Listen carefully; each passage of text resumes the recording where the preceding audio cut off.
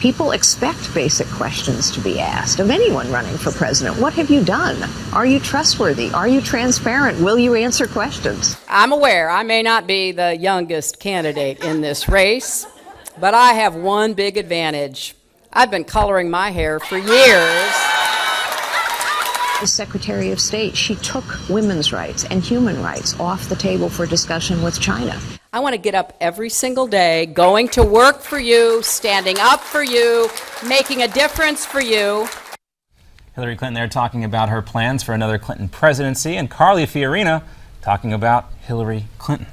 It's a good time to bring in our roundtable, and joining us today is the one, the only Republican strategist, Ford O'Connell. How you doing?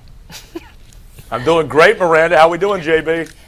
The one and only Ford O'Connell, but definitely not the one and only Republican strategist. No, Let's just be clear that's about for that. sure. Ford, well, let's start about this. Carly has Some may dispute that, John, but anyway. He liked it. Did you like it? You are a unique soul, Ford. But let's talk about Carly. I got to tell you, I'm liking the way she's going after Hillary Clinton. She's having no problem going down to South Carolina and being a little bit disruptive. Do you think this will eventually cause some movement in the poll numbers? She's now in dead last when we look at that new Quinnipiac poll, but I would have to think that Republican voters are going to be encouraged by her tack on this. Absolutely, this is going to help Carly Fiorina, and I hope it helps her to get on that debate stage. I really love the fact that when it comes to Hillary Clinton, she keeps saying three things: trustworthiness, transparency, and track record. You need to continue to hit that home, and hopefully Carly can do that, because the great thing about Carly is she can beat back the Democrats' charge on war on women, on anything Republican, and frankly, it's great to have a female up there and someone who can talk about women's issues in the proper vernacular. All right, well, we got to talk about it. Maybe you heard it in the beginning of this segment. We had a little clip of Hillary Clinton doing her Southern accent as she came out on the campaign trail before. Let's just listen to it, John, shall we?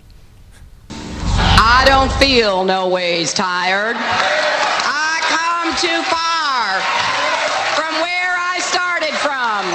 Nobody told me that the road would be easy. I don't believe he brought me this far. I don't want to be there all by myself. I want Democrats elected from the local to the county to the state to the federal level. Once again, making the case that when Democrats win, Americans win. Are Americans win, Ford? What do you think about her Southern I'm sorry, I'm trying here. He's actually the one from Georgia. What do you think of her Southern accent? Is she just like pandering to the crowd, and is this very unusual for candidates to do this?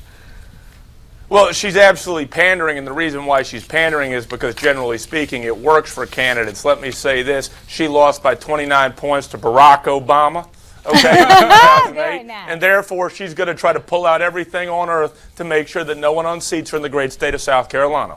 Now, that was good. Yeah, that South was good. Carolina. Well, you look at this, Ford, and again, when she is not being as open as possible, a lot of these events do seem staged. And I'm probably not the only one saying that, but again, and every candidate is going to tack on a little twang to their accent when they head down to the South. But consider this is Hillary Clinton, and not just the way she's saying these things, but the thing is, things she's talking about, a champion for the little guy. But she has got to come out and admit that she's not a little guy anymore.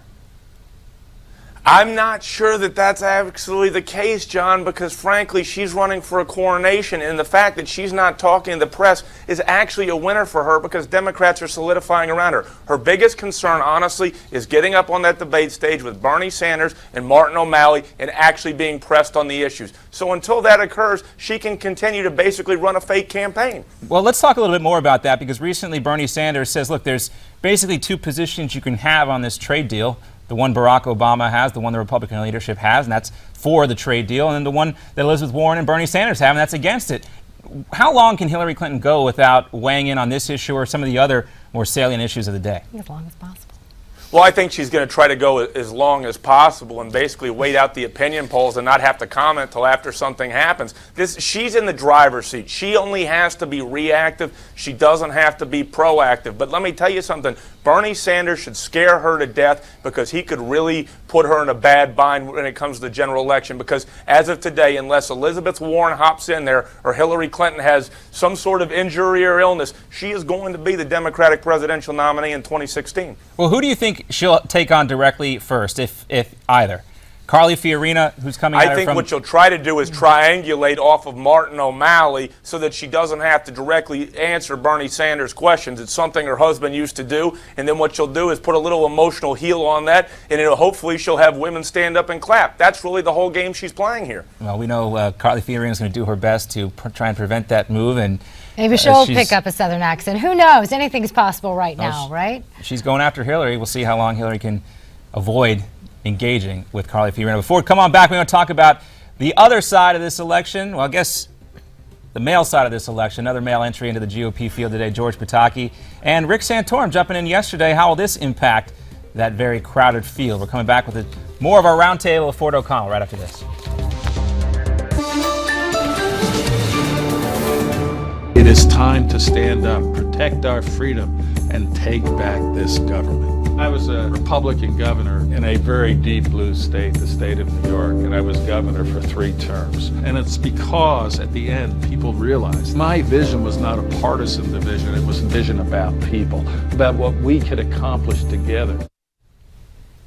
I'm inspired. Are you inspired? Former New York Governor George Pataki launching his 2016 presidential bid.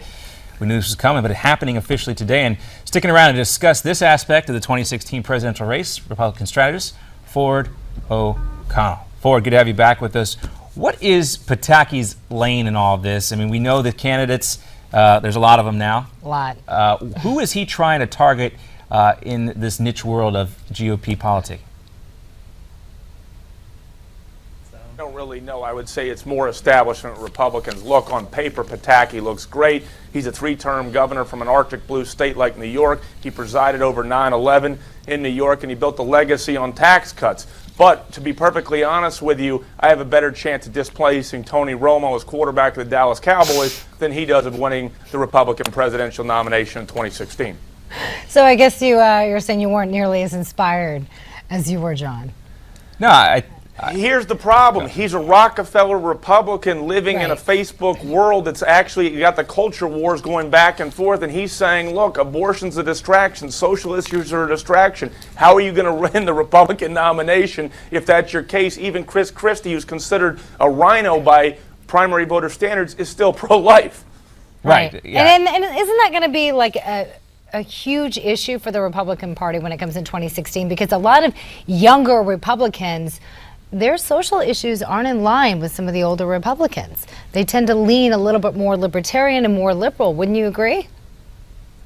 True and not true. When it comes to same-sex marriage, Miranda, you're absolutely spot on. But there's 2 issues that Democrats like to make, hay about. And the first is abortion, and the second is the Second Amendment. And in that case, really, the numbers have not moved all that much.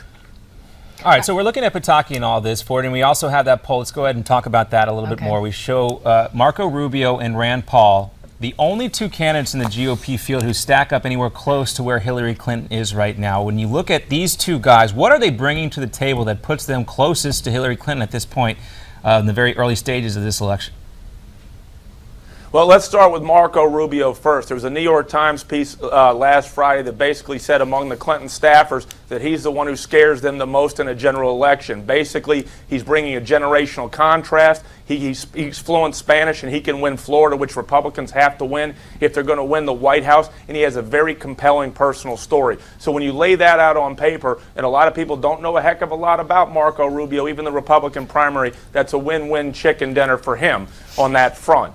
Well, do you think Rubio is at all vulnerable? We heard Rick Santorum and some of the other candidates hinting that maybe they're just going to stay out of the Florida GOP primary and let Marco Rubio and Jeb Bush duke it out here. Do you think Rubio could come out of that primary badly damaged, even if he does win? Well, Rubio has to win Florida if he's going to be the GOP presidential nominee. Understand something, and now I'm going to really have to get in the weeds here. If you win Florida because it's a winner-take-all state, that's 1/10 of all the delegates that you need to win the Republican presidential nomination. I understand why Scott Walker and others want to stay out of that, but this is basically boardwalk if we're playing Monopoly. And if you win it, guess what? The headlines are going to be that you can be a general election candidate against Hillary Clinton. And so does that mean it comes down to, these 2 guys, Jeb and Rubio? If one of them sews this up, are they in the driver's seat then?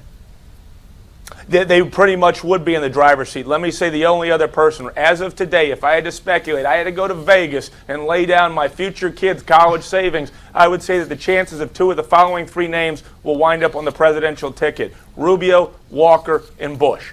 Yep. And the reason why is that if we look at the electoral map, and again, I'm down in the weeds, to get 270 electoral votes, I need to run up numbers with 2 groups. Hispanics, I have to win 35 to 40% in Colorado, Nevada, and Florida, and I have to bring in every white working class voter in the other 7 battleground states, and that's how you defeat Hillary Clinton. Well, it's true. Though, this race is going to be won in those same weeds Ford is talking about. Ford, when I hear you mentioning those names, I'm nodding my head in agreement, and because a lot of people that you talk to that they don't follow politics quite like we do, would say the exact same names that you just mentioned right there.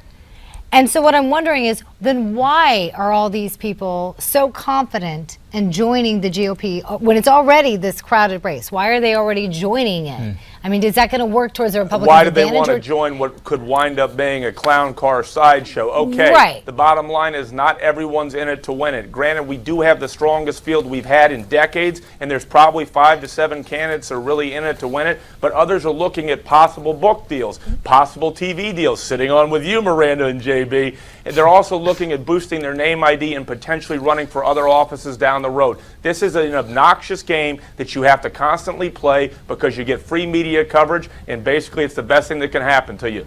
Yeah. There you go. So, Might be a little rough around there. I don't see a reason why any of these names would not want to be involved in this race. It's going to be one of the most interesting we've had in a long, long time. he's a little excited, just a little bit. Who isn't excited about this? You love politics and you love America. How can you not be And excited we love about you, this Ford. in Thanks for joining 2016? us. Thank you, guys.